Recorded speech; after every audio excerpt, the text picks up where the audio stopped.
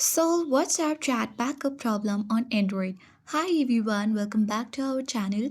This is Rose from Create, Login and Delete, and let's learn on how to fix WhatsApp backup stock on Android. Without further ado, let's begin. So first, you need to notice the reason why it happens. The first is weak internet connection. Second is large media files or Google Drive sync issues. So, to fix it, you can restart the backup. You can simply open WhatsApp, navigate to three dots at top right and look for the settings. Scroll down and here you need to tap on chats. Scroll down and tap on chat backup and you can tap the X icon next to backing up to cancel. So tap on confirm button and again you need to tap on backup now to restart the process.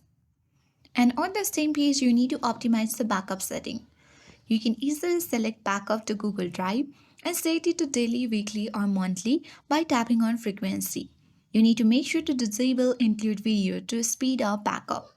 And by following this step, you can easily make sure that you have stable internet connection and it's enough storage on Google Drive.